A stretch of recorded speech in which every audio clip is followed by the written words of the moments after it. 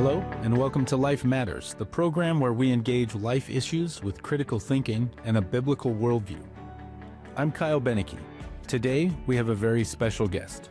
In 2017, an astonishing statistic began circulating in the news. According to reports, Iceland appeared to virtually eradicate Down syndrome throughout their population. But it is not through the means of some new scientific or medical breakthrough. Nationwide, babies with Down syndrome were identified in utero by their genetic markers and were being aborted. Here in the U.S., back in 2021, Maddie Cox was given the news that her baby would be born with Down syndrome as well. Today, our host, Toni Clarke, the executive director of Assure Women's Center, will be speaking with Maddie. Maddie, thank you so much for joining us. Thanks for having me. What was life like before the pregnancy, and were you planning on getting pregnant?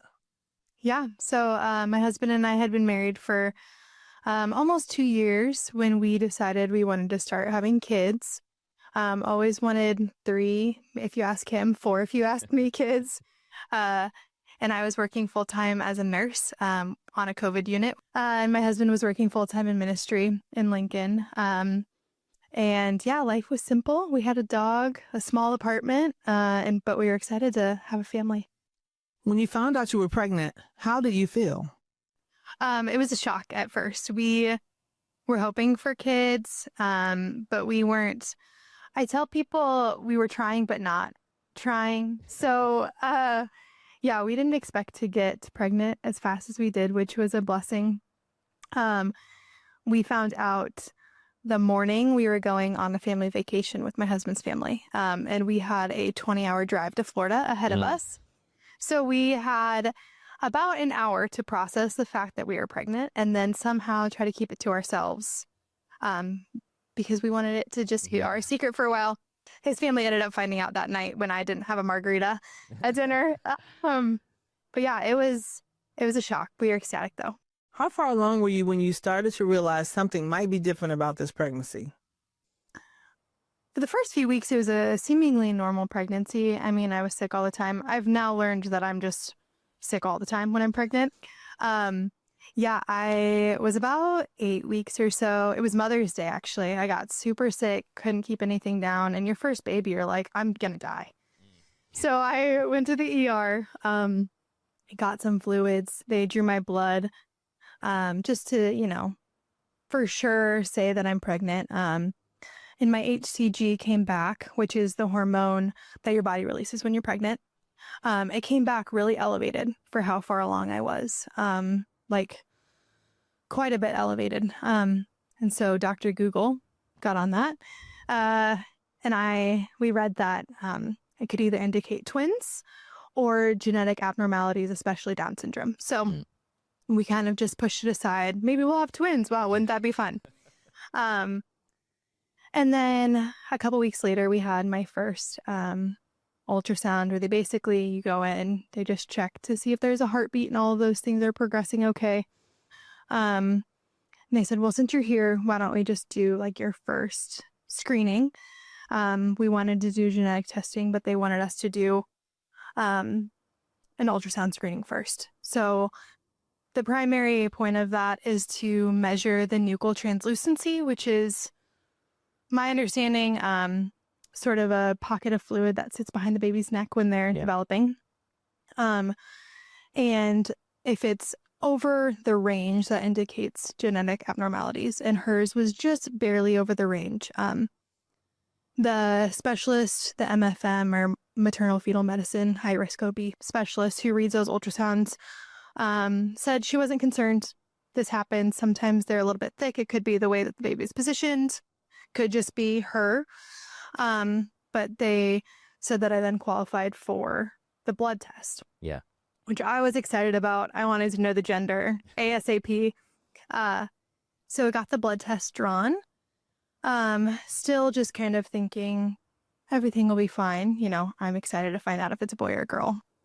And then about a week later, I got a phone call. I was at work, and I went into the supply closet, and that was when the genetic counselor told me that she would have a 73% chance of having Down syndrome. And that's kind of when everything changed. So, Maddie, as a nurse, I'm sure you see a lot of different situations, and you probably process things differently than the normal person that's not in the medical profession. But as a nurse, how did you process this information? I joke and say that I have nurse mode and then like mom mode or normal person mode. When I'm in situations like just whether it be like family medical issues or something wrong with one of my kids, I kind of shut out the emotions to some extent and just look at it practically from a nursing standpoint. I like to know the facts and the medical and science explanations behind it. So I did do that to some extent. I started thinking about, the false positives and the chance that the test was wrong, different things that it could actually mean.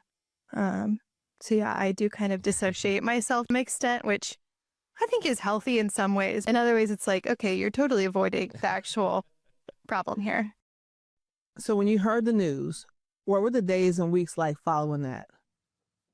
Yeah, it was really hard. I immediately broke down, and I had to leave work, which as an inpatient nurse, you don't want to leave work early because then you have to pass off your patients to other nurses. But I could not function. Luckily, my husband wasn't working at the time, so he was able to come get me from work, and we were able to kind of sit together and process with one another. But it was hard. It was a lot of what's going to happen? What's life going to look like? I don't want this to happen. Going back and forth between we're going to be okay or we're not going to be okay.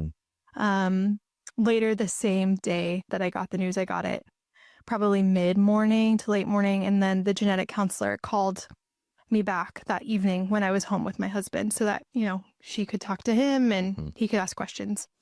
And that was a good conversation she gave us. Well, it was a semi-good conversation until the end.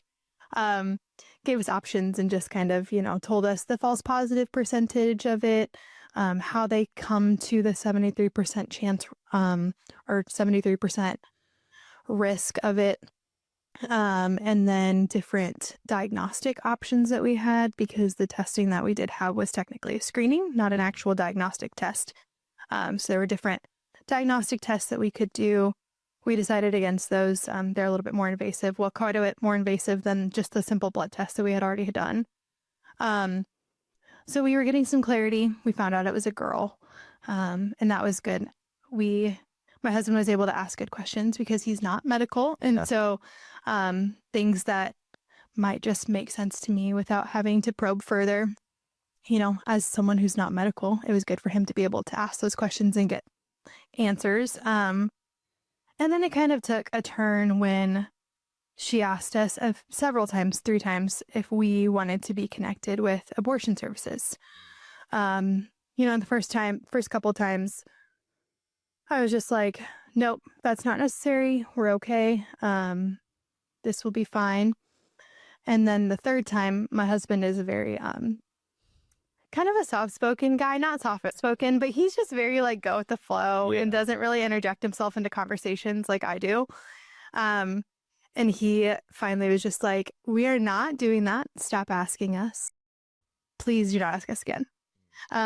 Which I was like, wow, if like he said something that direct when he's not a direct person, that it did strike a nerve. And that's kind of when that was just a hard conversation that I think I held strong most of it. And then, after hearing that several times, that was hard. So at this point, what were you thinking? What was your thought process like?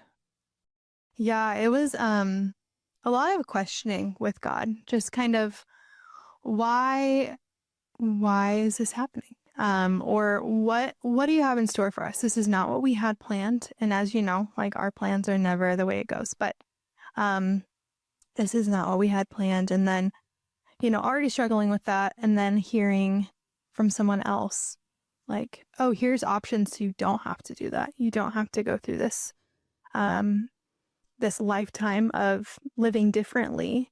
it was hard because you're already discouraged. And so you're trying to find encouragement and seek out promises and from the Lord. But then you are just like almost getting told, you're not going to be able to do this. Like, here's an option to get out of it. How did you prepare for what was to come? I'm a very practical, black and white kind of person. And so I read a lot of things. I read what to expect, things you should do in the first couple months, things that you should expect when you're pregnant, different tests and screenings and ultrasounds that you'll have. I read up on different therapy centers in Omaha that we could take her when she was born. And so I did a lot of preparing that way. And then we did a lot of prayer. We did have the prayer that God, would this not be true? Would she not have Down syndrome? Which was kind of a selfish prayer, but I think that it was an honest prayer. Yeah. And so we did have that prayer. And then with a caveat, but if she does, give us the tools and the resources and the patience and the peace about it. I was in counseling at the time, which ended up being really beneficial because it was really hard to, I think when you are pregnant, you have this idea of what your life is going to look like, what your kid's life is going to look like. You picture them going to school and going to high school and going to college, getting married. Little girls, you picture your husband walking them down the aisle. And that was like the biggest thing that really bothered me, was that odds are my husband would never walk her down the aisle. And that was a really hard pill to swallow, because that's something I had like dreamed of for my daughter my whole life. And my counselor actually told me, she was like, it's not that good things aren't going to happen. It's that you have all these dreams for what your child's life is going to look like. And you just need to reorient those dreams to what her dreams are going to be and helping her achieve those dreams. So for me, it might be her graduating college and getting married, but for her, it might be living on her own or having a job where she makes her own money and she can spend it on what she wants. And so that was like a really big turning point for me to realize, like, okay, this is what I want. And it's okay for me to mourn like this life that I thought was going to be, but I also need to turn things around and just think about how I can make her achieve her dreams and figuring out her own dreams and her own independence. Nebraska's largest pro-life event is almost here. We invite you to join us for the 2025 Imagine Banquet, presented by Laura Lee Hunt Bird on Thursday, April 24th, 2025 at 6:30 p.m. at the CHI Health Center in downtown Omaha. This is more than just a banquet. It's a night to celebrate life and make a difference. The Imagine Banquet is the primary annual fundraiser for Assure Women's Center, a life-affirming pregnancy help center that provides 100% free pregnancy tests, ultrasounds, and support to women facing unsupported pregnancies. Every dollar raised at this banquet helps empower women with the truth, hope, and resources she needs to make a life choice for her preborn baby.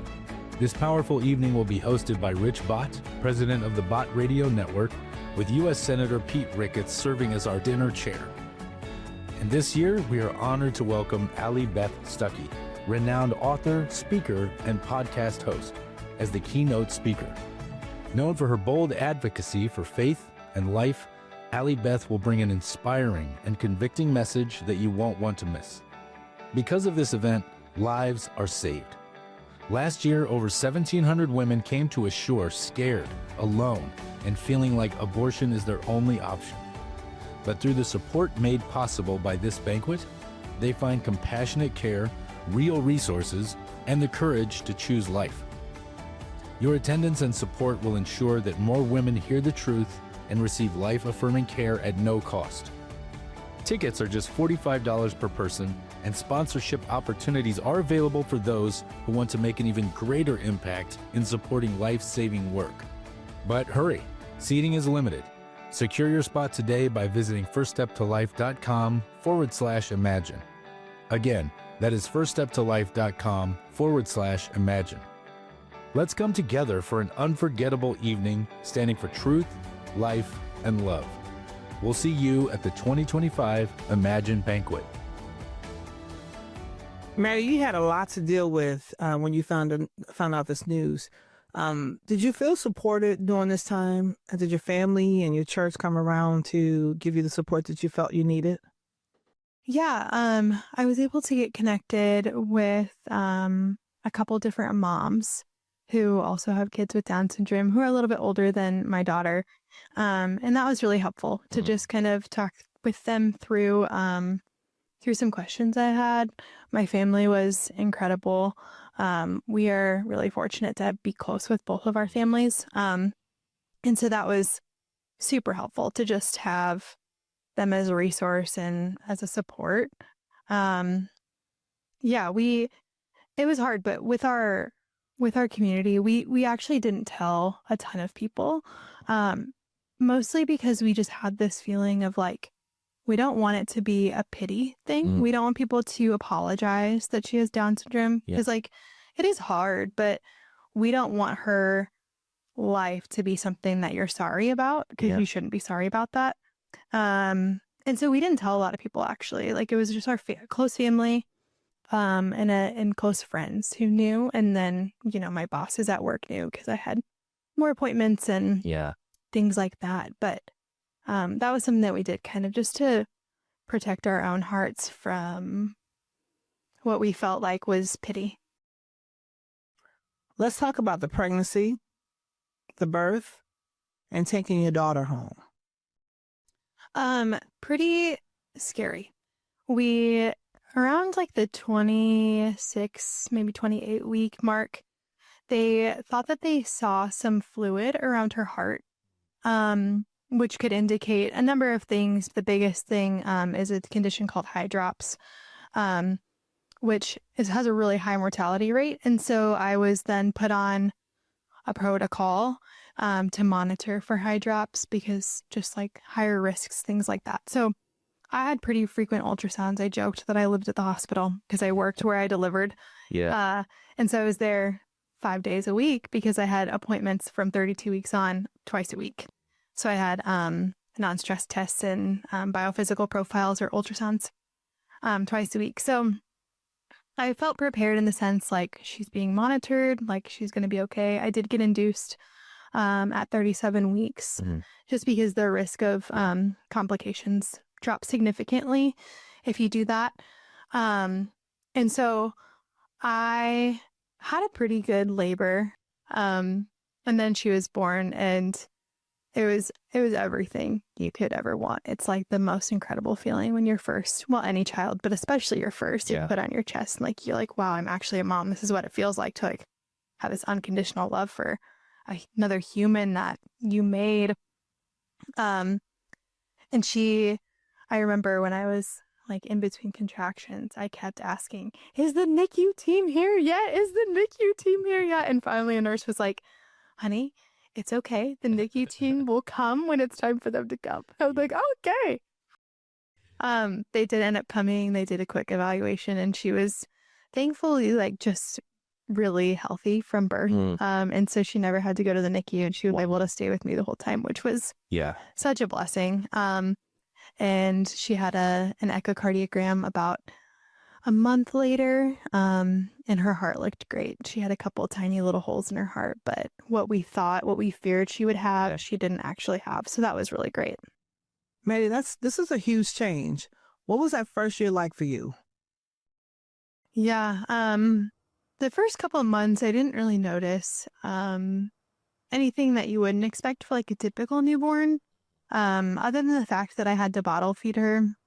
Babies with Down syndrome just tire really quickly. They have poor muscle tone. So it's more difficult for them to actually nurse. But otherwise, she was a pretty typical newborn. I didn't really notice that she was that much different until, baby started rolling over and crawling and she was still not able to do that. So that's kind of when we brought in some of the therapies that she's still in today. And just having that extra support to help her grow and develop um, better. Better, I guess, is the best word I can use. Yeah, so it was a lot of that. It was a lot of medical appointments. She saw the ENT, the cardiologist, and the geneticist several times when she was a newborn. Still does, not so much the geneticist, but cardiology and ENT she sees a lot. And then she just had more checkups. She had a hard time gaining weight when she was first born. We had to do like the bilirubin lights at home because she had the jaundice, and yeah, so like issues with that, but that's not something that's unheard of for neurotypical babies to go through. So we didn't really notice like, wow, she actually is different until she was a little bit older. And even then it's like, okay, she's our first kid. So we had the question all the time, okay, is this a Down syndrome thing? Is this a newborn thing? Or is this just like a Jane thing? And even now we have a second daughter and we're like, oh, so when Jane did that, that wasn't like normal. So, yeah. Maddie, now you're the mother of several children as well as a child with Down syndrome. What would you tell someone else that receives this kind of news? How would you encourage them? I would say the biggest thing is it's okay to be upset. It's okay to mourn and grieve the life that you thought you would have and that your child would have. And it's okay you don't need to feel selfish or guilty about that. It's important for you to grieve and go through that, because then you can kind of move forward with their intention, with the best intention for them in mind. And to just be encouraged by the amount of support that there is in Omaha. There's a great Down syndrome community in Omaha. There's so many resources. And you'll figure it out. Like when you have your baby, you just have this gut feeling. And those gut feelings are usually right as parents. And that's no different when your kid has Down syndrome. Yeah. You still know what's best for them, and you'll love them just as much as you love your other kids. I feel like we even have kind of a special relationship with Jane just because of her needs and how she communicates and all of those things. And it's such a sweet relationship too. She's so joyful, and people say all the time that like there's this like blanket stereotype that people with Down syndrome are just like so happy and so joyful. And I would say like majority of the time that is totally true. Now she can have quite the opposite and has very big feelings, but she has brought so much joy to so many people. And I really do feel like every person who has Down syndrome does that. And so as hard as it is like to balance the appointments and the scheduling and getting from place to place, like it is so worth it because of who she is and who she's become, and the growth that she gets so excited when she's able to conquer something or, meet a milestone. Like now she's old enough where she notices, like she's like, wow, I said that word, and gets so excited for herself. And that just like makes it all worth it. Maddie, I just want to tell you again, thank you so much for joining us today. Thank you for being vulnerable and sharing your story with us. Anything else you would like to say to our listeners? Are there any resources that would be beneficial? Yeah. Biggest, I would say, resource, the Down Syndrome Alliance of Omaha is it's technically Down Syndrome Alliance of the Midlands. Great resource. They have different support groups, not necessarily like support groups, but we have a Facebook group of moms, and we're all moms of kids with Down syndrome. And so it's like every day, like 3 people post, anyone have experience with this? And it's from, bottle feeding or positions, like, sometimes they need to be held in special positions when they're getting fed, all the way to my son's 35 and we're running into this problem. Does anyone have any advice? And so it's really great to have that resource of people who are in Omaha, who know the resources in Omaha, insurance questions too, because that's a thing. So I think that's a great starting point. And then from there, Jane's part of an early intervention program called Little Leaf, and that's only for kids with Down syndrome. And she has just been thriving there. They're really special and do a lot of things that are really unique, but are really, really great. And then I would say really just advocating for your kid, for your child, just asking hard questions and questioning, if you don't like an answer, it's okay to like say that and ask for different options or a different second opinion, third opinion. We're really fortunate. I love our pediatrician, but I do ask hard questions, and there have been things where she's like, actually, that's a good point. Maybe we should go down that avenue. So just advocate for your child, advocate for yourself, and then don't be afraid to ask for help. We want to thank you for joining us on Life Matters this week. Life Matters is an educational outreach resource of Assure Women's Center in Omaha, Nebraska. Assure is helping women with unplanned pregnancies take the first step to life. To learn more about the ministry of Assure, visit firststeptolife.com. That's firststeptolife.com. There you can learn about the many services we provide, including how we come alongside abortion-minded mothers and empower women to choose life for her and her baby. You can also find information on our website about how you can partner with us in the life-saving work of Assure. Through your generous support, we can continue to save babies in Nebraska while advancing the cause of life around the world. Thanks for listening to Life Matters. Join us again next week at the same time right here on BOT Radio Network. Nebraska's largest pro-life event is almost here. We invite you to join us for the 2025 Imagine Banquet, presented by Laura Lee Hunt Bird on Thursday, April 24th, 2025 at 6:30 p.m. at the CHI Health Center in downtown Omaha. Tickets are just $45 per person, and sponsorship opportunities are available for those who want to make an even greater impact in supporting life-saving work. But hurry, seating is limited. Secure your spot today by visiting firststeptolife.com/imagine. Again, that is firststeptolife.com/imagine. Let's come together for an unforgettable evening standing for truth, life, and love. We'll see you at the 2025 Imagine Banquet.